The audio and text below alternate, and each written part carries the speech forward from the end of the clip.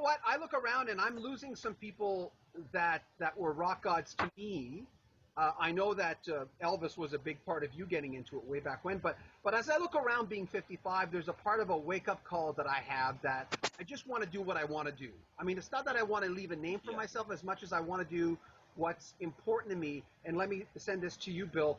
Do you have that kind of thing? Do you just take each day at a time? You've done an awful lot. You've proven yourself. But how do you feel being your age? Well, you know, I mean, there's a stand-up comedian named Wanda Sykes. You know who she is? Yes. Yeah, she has a great thing. She says, you know, I just reached the age where I don't give a fuck. Through the store, and I'm looking at the lady behind the cash register, and I realize she don't give a fuck. I look around, I realize just about nobody gives a fuck. It's a funny bit that she does. I mean, at some point of the game, I mean, hey, man, you're just doing this for the fun, aren't you? Yeah. And the only time you don't want to hear that is from a promoter, because that means he's about to give you less money. You know what I mean? How far back do you two go, by the way? Yeah, I met in 1999, I think, and we I just started in LA and won this jazz competition there, and was full of confidence and drove my friend's car all over town to Bill's house and brought the cassette tape demo I had and to Bill and said, "This is some songs I want to write."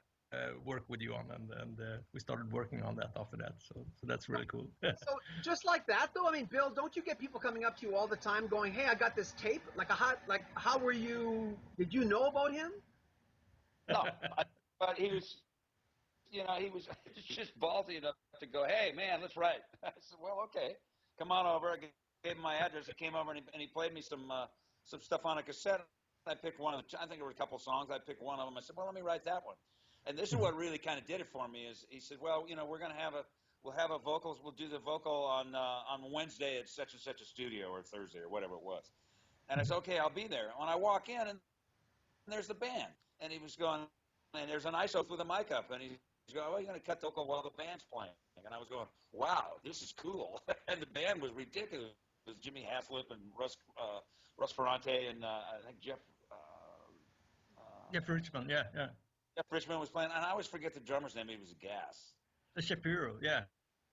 Oh yeah, it was just awesome. You know, that was a screamingly great band, and we just went in and we went to work.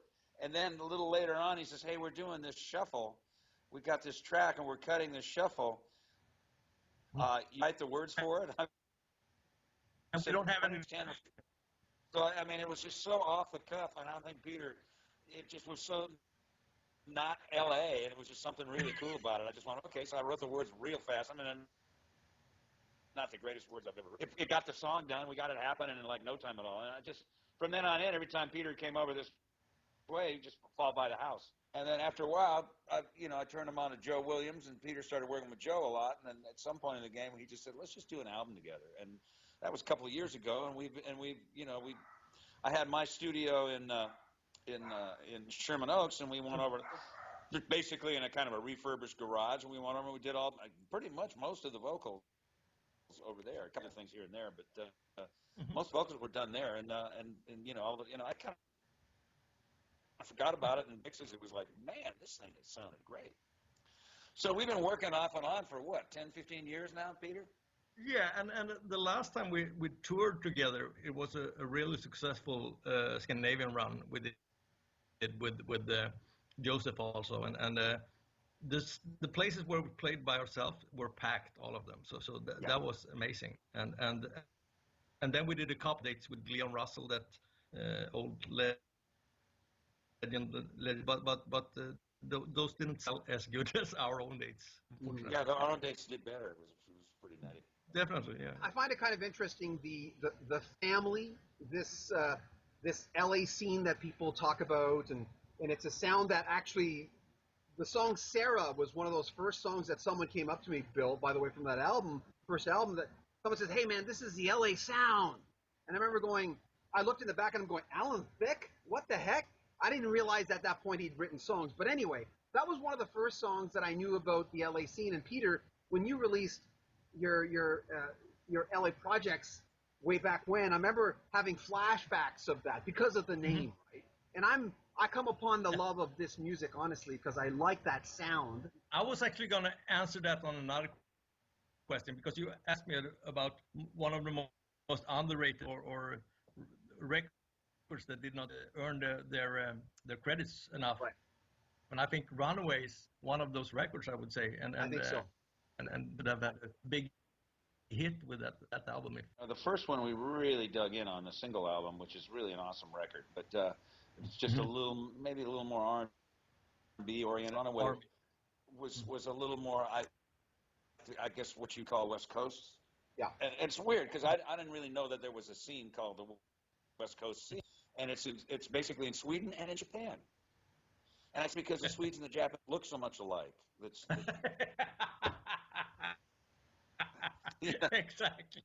I was talking to Mark Jordan on his new album, and he was giving me some good stories about Jeff Vaccaro, and he says I was so rough, and Jeff's looking at me like this. But we were talking about the LA scene, and he said, hey man, if it means, call it whatever you want, if it means that people appreciate whatever I'm doing and put me in that group, and he says I don't care, as long as, call it what you want, as long as you like it. What's your take on that?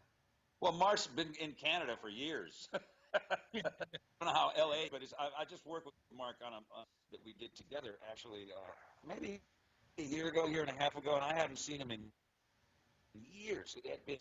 And it was just so much fun to work with him again. He's just such a great artist. I mean, there's a lot of people out there that really have the craft down, and I've just always looked at Mark Jordan as being, there's just an artistic thing about this guy. It's just, he just like reeks art. He's a really cool guy. I love him. Peter, what about you and Joseph? Since he's not here, let's talk about him. I think Bill introduced me to Joe in 2001 or something, and it was for my first album. We did a song at Bill's house for that record, and then I think next time I met with Joe was also with Bill, like 5 years later or something, and it wasn't until 2009, I think, or something, that we started to work together like a live act and touring, and eventually did this Williams Friestedt record that was a small success, I guess, in Scandinavia, with 40 placement and some singles that we were spinning there. So to answer your question, we met like back in 2001. Aria, great tune, one of the strongest songs off the album. Again, you guys just work really well together. Tell me about that one. You're talking lyrics, and you talk about Mark Jordan and lyrics and everything. Randy Goodrum may be one of the best lyricists on the earth. He really is awesome. I've worked with him. I mean, I wrote a song with him on another song on the record called Evermore, which is just another gorgeous piece. And when I brought it over to him, he says, "Okay, well, let's work this way. We'll do this chord change." He's a great piano player, also awesome musician on all levels. And so he says, "Well, let me sit with the lyrics and I'll come up with something." He calls me up about 45 minutes later. Says, "Man, I was out in the garden, weeding the garden, and I got the whole song." Like, wow! I had to run in and write it down real fast, because it just came to me like Randy.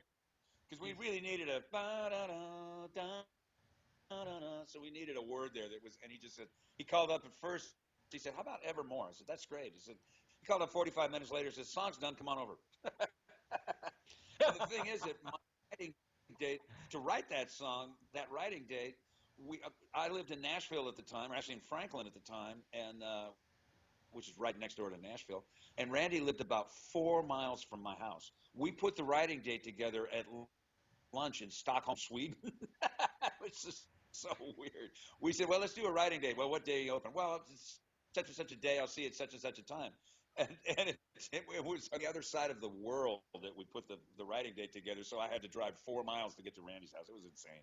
I said, "Wow, I dig that." And we've written other stuff in addition to it is really good. He's one of the very best, and a great singer too. Randy's just fantastic when it comes to lyrics, and the double meaning of area. It could be a music piece, and it also could be a woman. I love that kind of lyrics when it's a little thought through, and all the Yeah, and I think Randy is very happy with it too, because he actually wrote me a couple of weeks ago and said, yeah, I'm very lucky about that lyric actually, and I think we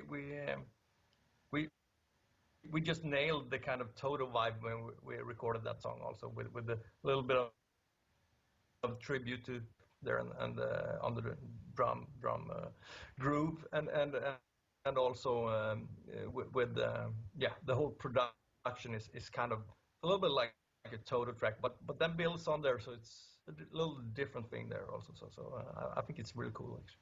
I think for what this project is, and for, you know, you got three names up there, and the guitar work on this record is stellar, man. You playing just great, just totally great. Oh. You know, that's another thing about this album that, you know, Peter pretty much got the bull by the horns. I mean, it's one of the reasons why we keep working with Peter. Is his records always end up sounding really good. So he mixes well. He gets really good mixes. It gets it mastered correct. You know, you can hear everything, you know. He's, you know, I said, well, wait a minute, man. There was one where Tamara and I were listening to one of the mixes, and the guitar solo was too low. And Tamara said, well, and who mixed this? I said, the guitar player. I said, what's wrong with this player? It's like Tom Scott said years ago when Jerry Lopez was in the band. He said, Jerry, I'm going to say a sentence that I've never said before, and I probably will never say again, but you turn the guitar up, please.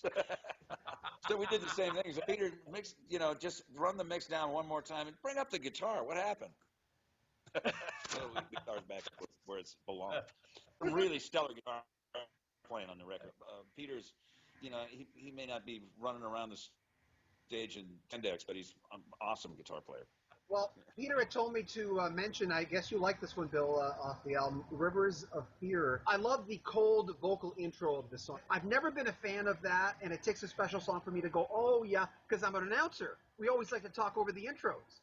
Right. So I come upon that, honestly, but tell me about that tune. Will kind of got the tune started. My son Will is a really, really great musician. He's a Berkeley grad. He actually just a couple of seasons ago on the Voice came in and ended up in the finals. I remember. Yeah. He's just and that's just the very tip of the iceberg in terms of his musicianship and programming and all the rest of that stuff. He's a monster.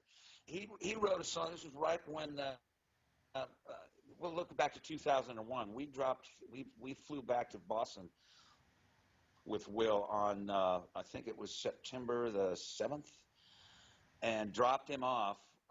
Went to check out his dorm room in Boston for he was just enrolling in Berkeley College of Music at the time. So we got him in there and everything. We flew back, and 4 days later the whole world went crazy with 9/11. So, and we had all of us, and we found out that most of these guys had gotten on the airplane in Boston as we were going, oh Lordy, we just dropped our son off in the middle of, in place and stuff like that. So, I mean, there was a couple of weeks later, a family member of ours in the FBI said, Will out of town. So we had him get on a bus and go to a friend of mine's house in New Hampshire. He says, this weekend there's some real serious scuttlebutt. Something's going to happen. And that kind of thing was going on. We're in California in the middle of this craziness. So, I mean, there was a lot of thought about 9/11. A good portion of the people on those airplanes had just dropped their kids off at school in Boston, because there's 103 colleges within 20 miles of that city. So, anyway, here we go. And Will started this song, and I just got into it with him, and it was just gorgeous. It was a beautiful piece, and I helped him with the lyrics. And so we did that, and that was the end of it. And then when we started to look at Peter was saying, do we have any other songs? We got about 5 or 6 things on the record, but we need to come up with some more stuff. So I started digging into my stuff, and I pulled out Rivers of Fear, and I looked at Joe. I said, how about we do a Stars version of this song? And Joe said, wow, cool, we could do the whole thing. So we've already done this with an album before, where we tracked, we just tracked one piano, and then just used that as a guide and do the whole thing a cappella. So Joe and I stacked that whole thing, and then we got Will to sing a little bit on it too. and you know, so the whole the beginning chords and everything, I wrote that into it for our arrangement. It wasn't on the original song, but and just I think it ended up coming out really beautiful. It's just a gorgeous piece. And it was sort of Joe and I just going, okay, now let's just we put our voices out front. Now let's take our arrangement chops and put those out front. So we got into it.